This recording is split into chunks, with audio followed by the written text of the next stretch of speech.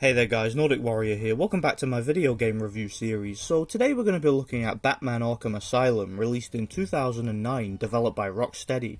So Batman Arkham Asylum is a third-person action-adventure game where Batman has to stop a mass breakout of the prison and mental institution Arkham Asylum. In the beginning of the game, Batman has captured the Joker, who gave himself up suspiciously easily, and is taking him to be incarcerated.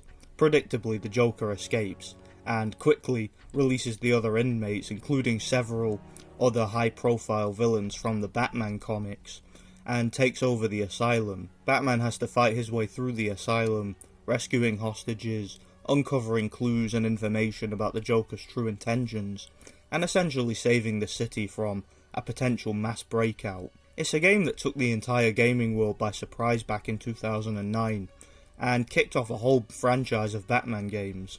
Right off the bat, let me start by saying that Batman Arkham Asylum is a game that shocked me back in the day with how good it was.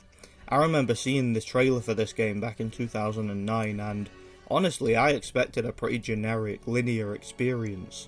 I was wrong. This game is, in my personal opinion, one of the greatest video games of all time. Batman Arkham Asylum is a masterpiece, a true timeless classic that I have an absolute blast with every time I play it. One of the first things you will notice about this game is how certain events of the game are foreshadowed at the beginning. You get a short interactive section where the Joker is being transported by the prison guards to intensive care. During this section you are given a huge amount of visual storytelling. You see some of the layout of Arkham Asylum, as well as some of the beefed up security. You also learn that Gotham's largest prison, Blackgate, has recently had a fire, leading to many of its inmates being transported to the asylum. Most of the inmates that got transported just happened to be members of the Joker's crew. You get some foreshadowing about some of the enemies you will have to fight later. Once the Joker escapes, you basically have to track him across the asylum as he leaves a trail of destruction in his path, and the further you get into the game, the more worn out and deteriorated the place looks and feels. Such an atmospheric game that has a certain maddening quality about it. The game's combat is absolutely fantastic. You can punch and kick enemies by pressing the X button. The game has a combo meter. As you increase your combo meter, your attacks become more powerful and more fluid. As you upgrade Batman, he will become more and more adept at combat, and even the gadgets are implemented into the game's combat.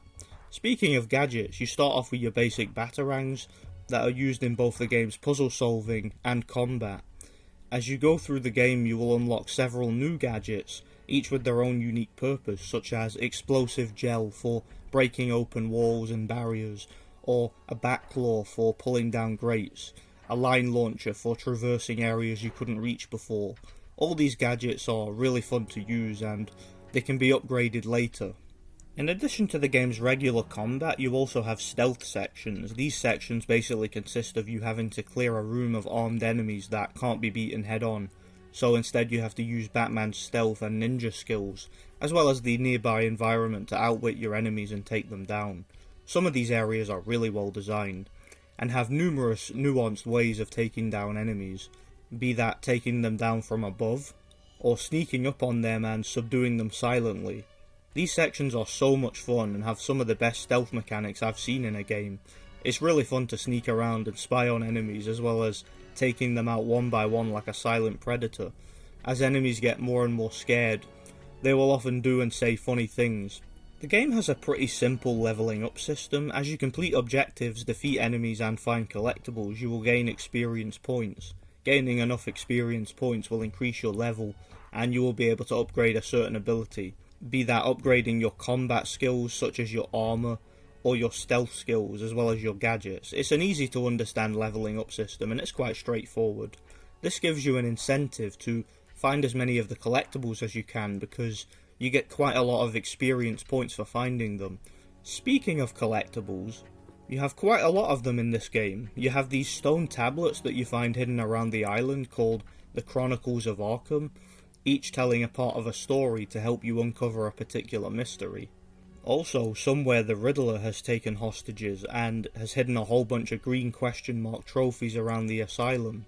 He has also set up a whole bunch of riddles that Batman has to find and solve. These trophies are all over the place, some of them are right in front of you, others are quite well hidden. It's actually surprisingly fun to backtrack across the asylum and find all of these. Some of them you will need a particular gadget or upgrade to obtain, so you'll have to come back for them later. This gives the game some much needed replay value and gives you an incentive to go back and explore. As for the riddles themselves, these are a lot of fun. You will see the riddle pop up on screen and Batman will have to use his detective vision to scan the oddity that is being referenced in the riddle.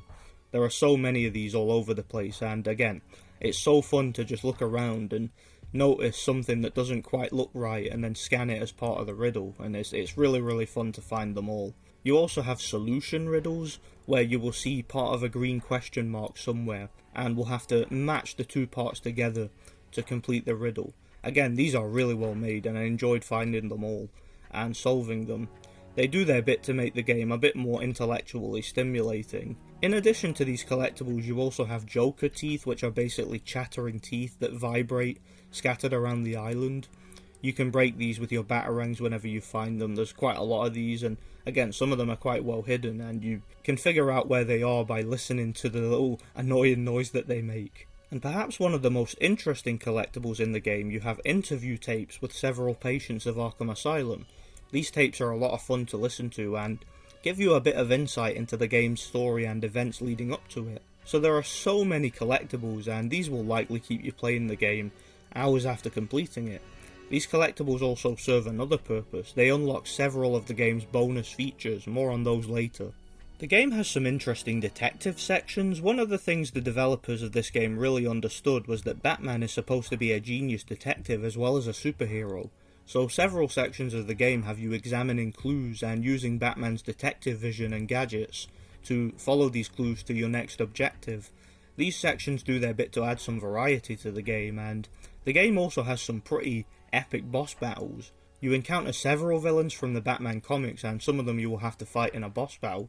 You fight the likes of Bane, Zsasz, Poison Ivy, the Joker of course, and my personal favourite boss battle of the game, Killer Croc. Seriously, that section of the game is absolutely terrifying and adds some survival horror aspects to the game. Batman has to venture into Croc's lair and avoid getting eaten in the process. Such a great level design that really mixes the game up a bit.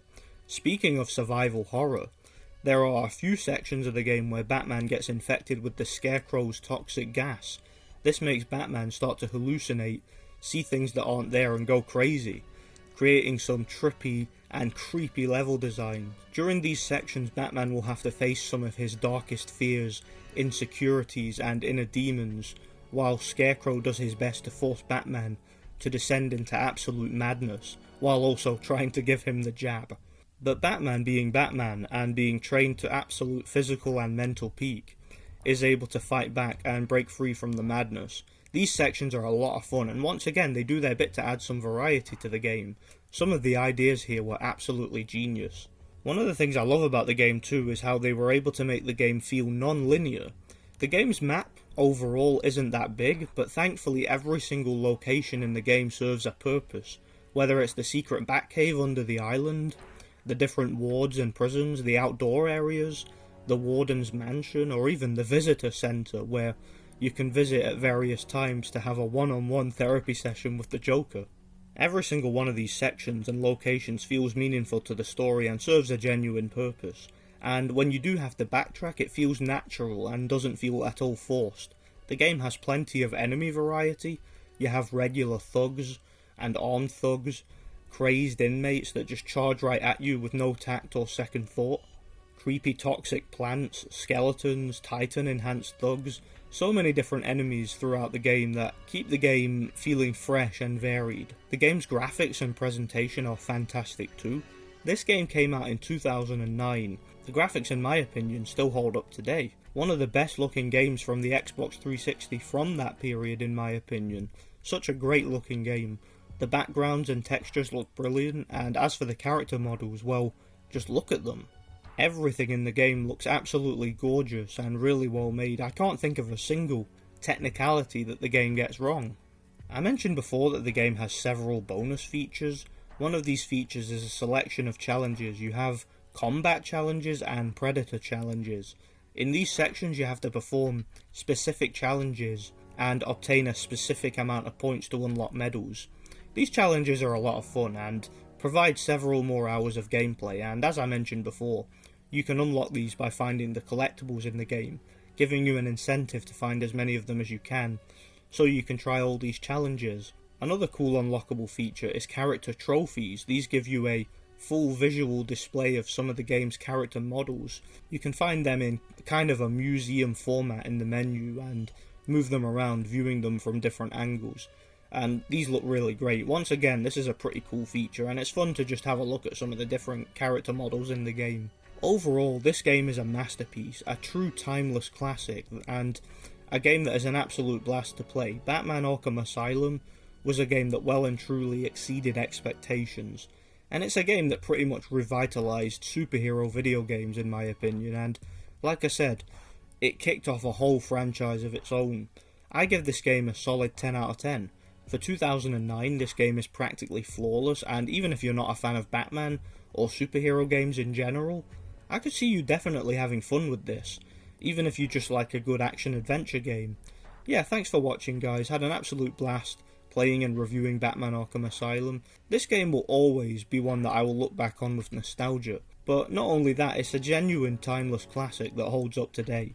Stay tuned for my next video where I'm going to be reviewing the sequel, Batman Arkham City, for its 10th anniversary. I'm really looking forward to doing that review. Thanks for watching and God bless. Get some rest. You deserve it.